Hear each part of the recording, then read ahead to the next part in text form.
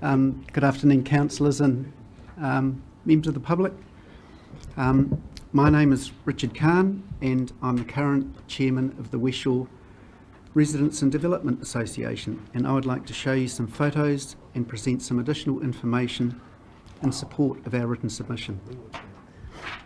This submission has been a team effort by members of our association. I have lived in Hawke's Bay for over 60 years, except for the time I spent at university and working overseas. I have worked as a consulting research engineer for the past 37 years. For decades, the Residents Association has been at loggerheads with the Napier City Council and the Port over the erosion issue, so much so that the Port has at least one technical report on the causative factors of erosion at Westshore under lock and key. They will only release this report when someone dares to take the Port to the Environment Court. I was reminded of this by the Port CEO at a meeting I attended with the Port management last month.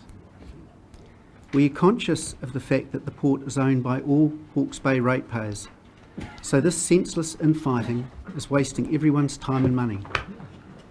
What has been achieved at the southern end of Westshore Beach in the last 30 years? Nothing, except acrimony and a huge pile of paper. We are all in this together, the residents of Westshore, the visitors to the beach, the Napier City Council, the Port and the Regional Council. So our collective goal should be to find a sensible, affordable solution that addresses erosion at the southern end of the beach. You may be thinking, why tackle this issue now when there is a Coastal Strategy Committee working on the same topic?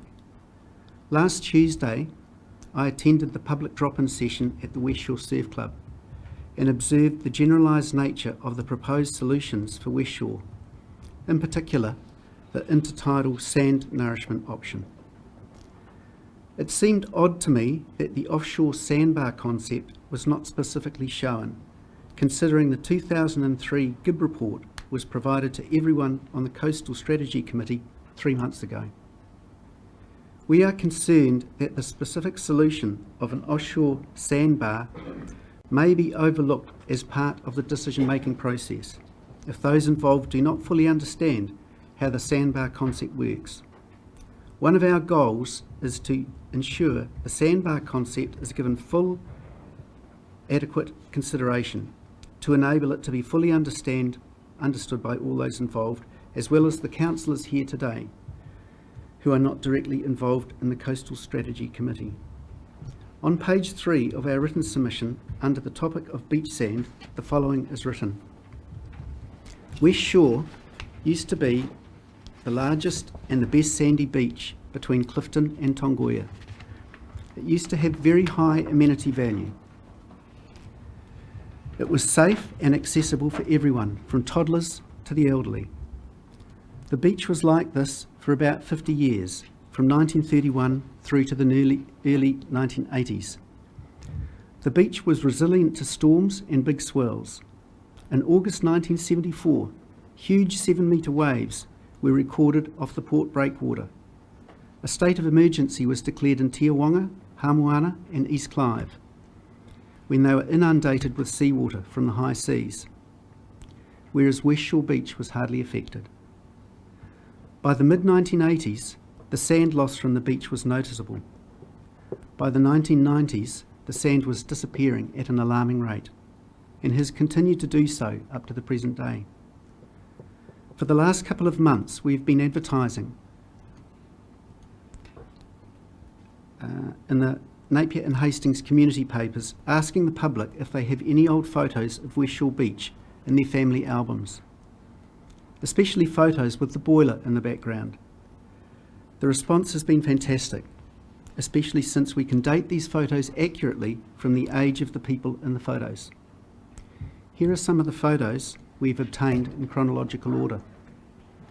The photo from 1939 shows you the boiler high and dry above the sand.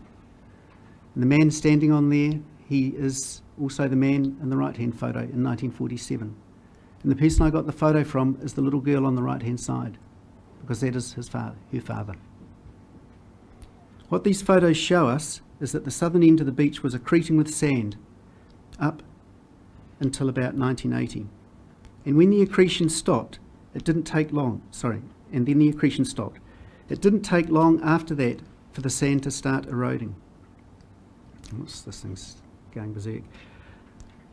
In that photo you can see that the sand is probably at its highest level, and it's at about 1980, almost completely covering the boiler. And then the sand started disappearing. Today at low tide, this is 94, 2003, 2010, and here we are today. Today at low tide, the boiler is always surrounded by water. This represents a very significant lowering of the sandy beach. In calm weather, the beach is still sandy, but has a much steeper profile. This slide shows how the beach profile W44, adjacent the boiler, has changed since 1984. This is the earliest date the Hawke's Bay Regional Council have records for this location. The reason for the sudden change is hard to explain, since there appears to have been no significant change in the natural environment at the time. However, an event of significance around that time was the widening and deepening of the shipping channel. We can find no other explanation why the sand was gradually building up at the southern end of the beach for 50 years after the earthquake. Then, in a short space of time, the sand stopped building up and started eroding away. This slide is page 11 from the GIB 2003 report and shows the location of some of the beach profile measurement stations. It is also attached at the end of your document. Beach profile HB13 is 300 metres north of the boiler between Knott Street and Naomi Street. This slide shows beach profile 13. You can see the horizontal distance is going out to the 500 metre mark down here. That's 500 metres. The profile lines converge at about 400 metres. This is going to be too hard to control. Which is also about 300 metres from the low tide mark. The water depth here is about 4 metres relative to low tide. You can see where all the sand has eroded away. It's all in this area here.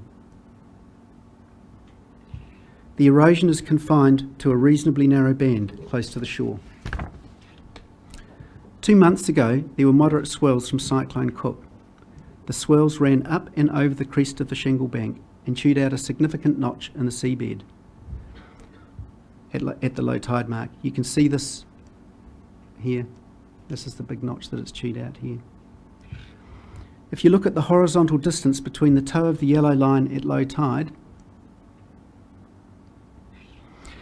and the toe of the green line, which is 1975, you can see that this distance is about 70 metres. If you stand at the water's edge at low tide now, you can see that in 1975, the sandy beach was 3 metres higher than it is today. That's the height of here up to there. So if you stand at low tide now, that's where the beach used to be, up there. That's a huge amount of sand to be eroded away in such a short period of time. The reason why the black 2012 line shows more erosion than the current yellow line is because the 2012 profile was taken in September, after all the winter swells had chewed away the shingle bank, whereas the 2017 profile was taken just 2 months ago, before the winter swells will chew out the bank in the next 4 months. As was mentioned in our written submission, 1 minute. As was mentioned in our written submission under item 6, both Dr. Gibb and the coastal scientists at ASR recommended using the sand dredged from the shipping channel to form a shore parallel offshore bar in 4 to 6 metres of water. And Dr. Komar endorsed this concept as well. It was also recommended the sandbar be made wider at the south end, creating a wedge tail, which will encourage the waves to refract further southwards and so reduce the northerly drift of the sand on the beach. The ultimate goal, as Dr. Gibbs so eloquently puts it, is to encourage the sand to whirl onto the beach, as described on page 25 of his report, which is also attached at the end of this document. Now I'll quickly nick over to the next page. Hence, if ocean-based nourishment is going to work, it will be necessary to find an economic way of doing this that doesn't rely on the intermittent nature of sourcing sand from the shipping channel every 3 to 5 years, when the port needs to clear the shipping channel. When the effects of rising sea levels are taken into account, this solution is likely to be the most sustainable of any of the soft engineering options currently being considered by the Coastal Strategy Committee. Today, the goal of our submission is to seek approval for your technical staff to investigate the feasibility of doing a sand transfer trial at Westshore. In the event that this project is economically feasible to do, we would then make a request for contestable funding through the 2018 long-term plan consultation process next year. And I've listed our 5 bullet points from our written submission, and I thank you for your attention. Thank you very much. That was very informative, Richard. Really appreciated that. And I noticed that Councillor Bevan was listening intently, and he's the chair of our Coastal Committee. So I guess we're going to want to talk to him about that, because you brought a whole lot of stuff. Yep. So thank you very much. You were our final submission for the day.